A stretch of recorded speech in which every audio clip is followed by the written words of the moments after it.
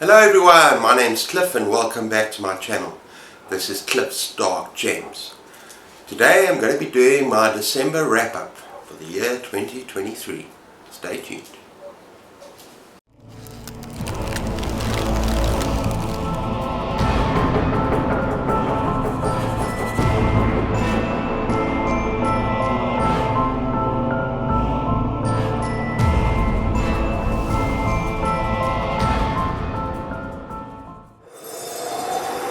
Okay, it's not been the very best month in terms of quantity of books I've read. It's been quite a busy month and there's still more to go with birthday and with more visitors. But hey, it's December, right? That's what happens. I read 9 books. I'm busy on my 10th. I should finish that in the next day. So it's way below what I actually said I was going to try and read, which was 14 books this month. But I kind of knew deep down inside that that wasn't really going to happen on December. But in terms of quality, I've got 4 or 5-star reads. 2 of them were rereads. But yeah, that is excellent in terms of quality for this particular month. So yeah, let's get going. Okay, I'm going to go in order of least favorite to favorite. There's 2 or 3 3-stars. Not really least favorite 3-star to favorite 3-star, if you know what I mean. They're all kind of bundled together. And in the case of actually all 3 of them, I suppose some could argue I could have given in 3.5, 4-star, because they were still decent reads. They were still decent books. And the first book is The Visitor by Sergio Gomez. Now this is a short Christmas novella, horror novella.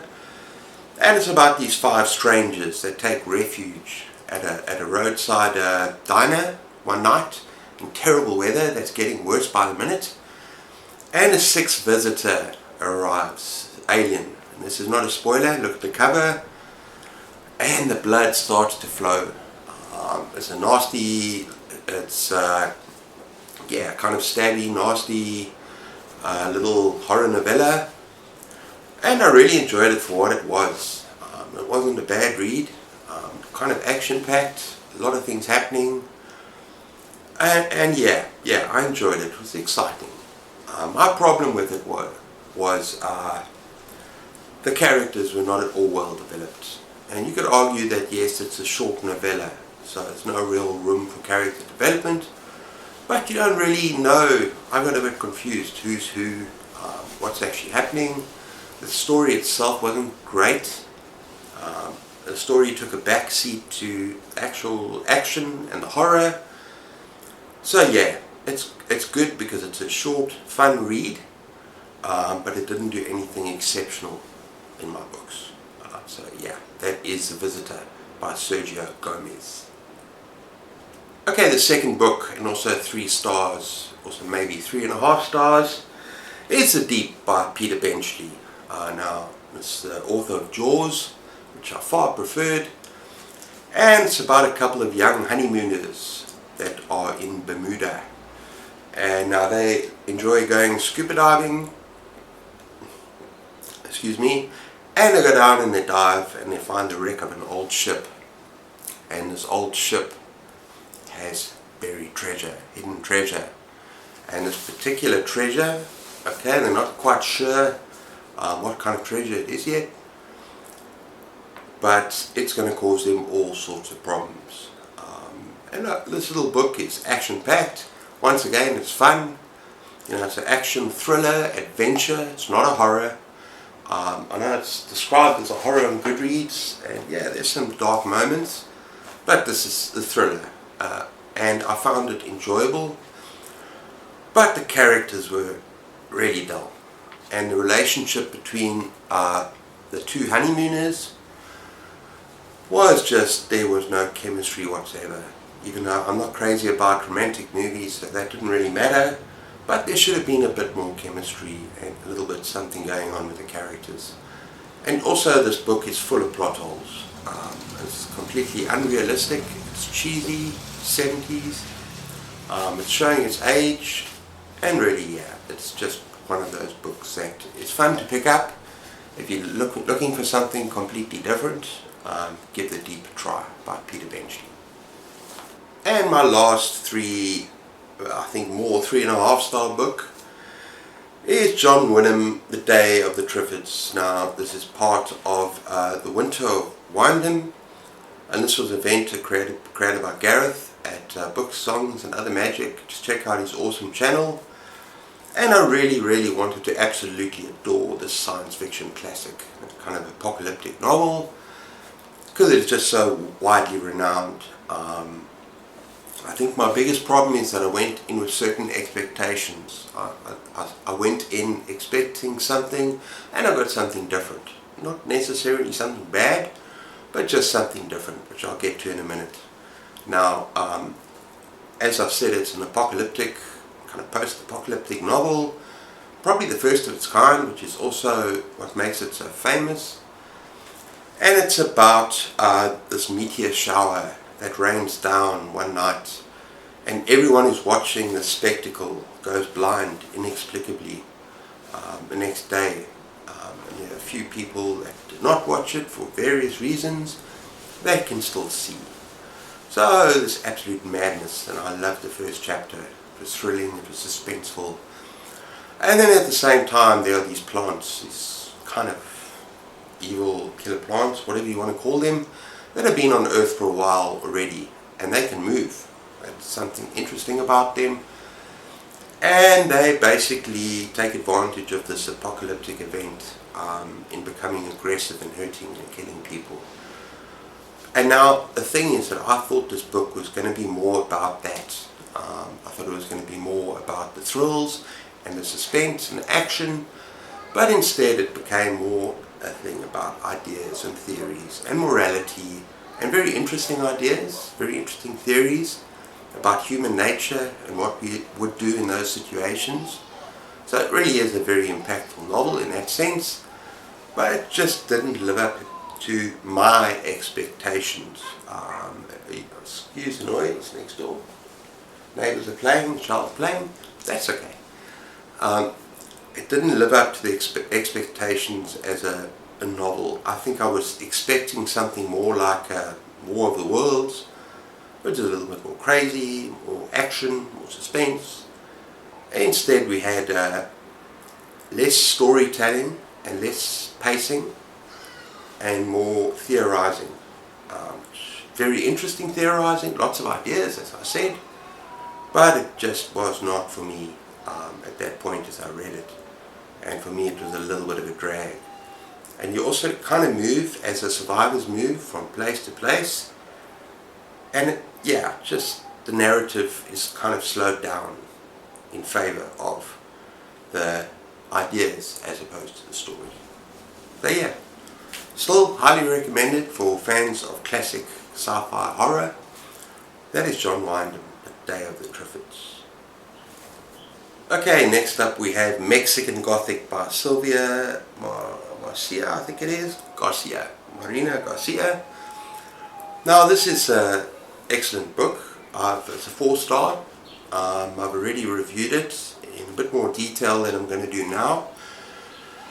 But it is about a young lady who's a Mexican socialite. In other words, she loves her parties, goes from place to place, goes from party to party, and she gets a distress call by way of a letter from her cousin. And the cousin is in trouble, and she goes, well, I suppose to the rescue or to see what the problem is. And yeah, it is beautifully written. It is very creepily gothic. But the problem that I had with this novel that prevented it being a 5-star, very simply, is that it's a very slow burn at the beginning and in the middle a bit. But the writing is gorgeous, so the characters are realized. And to be honest with you, I absolutely love the protagonist. This female protagonist who goes to this place called High Place, this creepy gothic mansion to look after her cousin. It is one of the strongest female protagonists I've read this year. And yeah, she was thoroughly enjoyable, she was brave, resourceful in a way. And yeah, I absolutely loved her. And I loved the weirdness of the story. this house, this Gothic place, is very weird. Very weird family, very strange family. And the book, in the second half, in the last third of the book, it goes to some freaking weird places. And by that stage, I was into the story and I was there for it. I enjoyed it. And I loved the ending as well. So yeah, that's Mexican Gothic. Okay, next up we have Mr. Mercedes by Stephen King. Now this is part of a readathon that I'm doing over the next 4 or 5 months called All About Holly. And it's hosted by Bad is Rad and a whole number of other people. I'm going to link them below. And yeah, I'm really enjoying it. We're planning on reading every single Stephen King book that has Holly as a character, including first of all the Mr. Mercedes trilogy, and then including Outsider, and then I think If It Bleeds, before we read the novel Holly. Now this particular novel starts when this crazy man, this killer, is riding a Mercedes-Benz, and he rides through a group of people lining up for a job and reverses and goes over them again. He takes a special pleasure in doing this, and of course he escapes in the Mercedes-Benz. And then we shoot forward about 2-3 months, maybe longer, I can't remember, and you got Bill Hodges, who was a detective on the case. He's now an ex-detective and he has got his own problems. He's dealing with his own issues. He's kind of bored and he's kind of suicidal, yeah. And the story starts when he gets a letter from the killer. Quite a nasty letter. And the letter basically, I don't know what you want to call it, suggests, perhaps threatens, that in the future the killer is going to strike again and kill again, perhaps more people. And of course there's a range of different characters. This is not so much a horror, it's more like a thriller, kind of stroke horror. And I really enjoyed it. I loved the villain, the particular character. I can't remember what his name was, but he was despicable. He was a serious villain. And yeah, I enjoyed everything about him.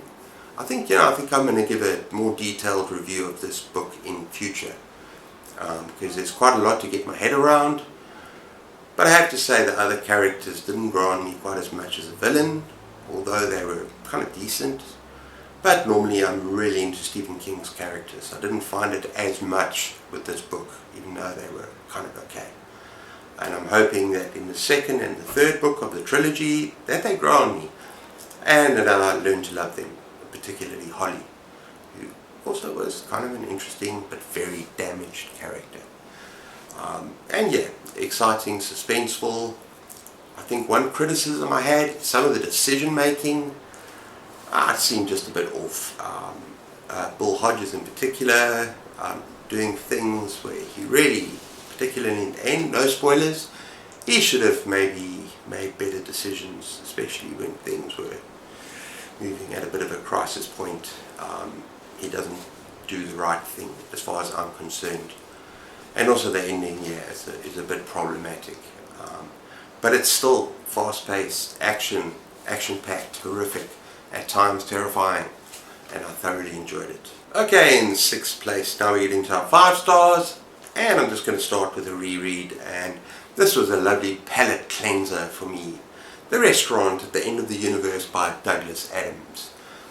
Sci-fi, comedy, classic, and yeah, it's just I can't even go into the plot because the plot is just way too big and stretched out and all over the place. You really just have to read this book yourself to discover what Douglas Adams' Hitchhiker's Guide to the Galaxy trilogy. Actually, no, I think there are 4 or 5 books. It's phenomenal, and it's just pure escapism, and it's ludicrous, and it's kind of it's just really silly humor at times. But it just allows my mind just to escape in a book, and it's also a perfect kind of book if you're in a slump. I think I prefer the first, The Hitchhiker's Guide to the Galaxy, a lot more than the second, but they're still both 5-star reads for me. And there's some very, very strange things that happen in this book. So yeah, Douglas Adams, The Hitchhiker's Guide to the Galaxy. Okay, the 7th book is The Willows by Algernon Blackwood, and now I've already raved about this book. Really is a true classic, very, very short novella, but it really packs a punch for such a short book. I talked about how I loved the idea of the wilderness, and it's about these two men who go on a canoe trip down the Danube, and the fact that all of nature seems to be threatening and not so much conspiring against them, but just sort of nature comes alive, and it's terrifying. And they're kind of surrounded by the willows that are moving closer towards their tent and the fire, and it also gets kind of otherworldly as well. It becomes truly terrifying because there's more than meets the eye to the story. And really all I can say to you is I've done this book, look at my previous review, but yeah, it's creepy, it's terrifying, it's suspenseful, and highly recommended for such a short novella. It packs a damn punch. That is Willows by Algernon Blackwood. Okay, the next book I have not reviewed, and I plan to in future do a proper full review of this book, and that is a reread, and that is Nosferatu by Stephen King. Oh, sorry, not Stephen King. Stephen King's son, Joe Hill. Now, it's just a stunning, almost perfect horror story. And it's basically, I'm going to talk about the main protagonist and the main antagonist of the story. The story does, for most of the part, revolve around them. And now we're looking at a young lady called Vic McQueen. You see her as a young girl riding her bike, and she's got a special gift, and she can ride her bike through this magical bridge. I think it's called a way bridge or a Ware Bridge or something, I can't remember. And she has a gift of finding things that are lost. So her mom and dad, who are pretty messed up, it's a very dysfunctional family. Oh, and that's another thing. This book is full of flawed characters. These are messed up characters. There are some very, very... You're not going to get any like perfection here as you get in other novels. And I like that. Vic McQueen is anything but perfect. But she is definitely one of my, if not my favorite female protagonists of all time. Could possibly be. I think she's my wife's baby. Yeah? Okay? She's just a superb character. And as I said, she can cross this bridge to find things. Her mom loses an earring, and she has the earring in her mind, and she goes over this bridge, and it's almost like a wormhole to this place where she can find this. And then we got our antagonist, a not so nice guy. He's got a special way with children. Takes kiddies for a ride in his car, and these are kiddies that are not happy at home. He takes kiddies for a ride in his car, which is a Rolls Royce Wraith with the numbers Nosferatu on the back. And he takes them to a place called Christmas Land, which is kind of his internal inscape. Talks about inscapes. It's not of this world. It's a world of Charlie Manx's sort of fashioning. And he takes his kids there, and on the way there they become something else. And he's taking something from them. And is Christmas Land a nice place? Yeah, I'll let you decide for yourselves. But it's a terrifying story. And what actually happens is that their paths cross, Charlie Manx and Vic McQueen, when Vic McQueen's still a young girl. Not that young anymore, but she's still young. And she's angry, and she goes to a place she shouldn't go, called Sleigh House. S-L-E-I-G-H. Was it S-L-A-Y? I can't remember. But anyway, she finds herself there. She gets entangled with Charlie Manx, but she escapes. And she rides off with this boy that she meets. This guy that she meets, an overweight guy called Lou. And the journey begins. And then later on, when she's grown up, I'm not giving any spoilers away, believe me. When she grows up,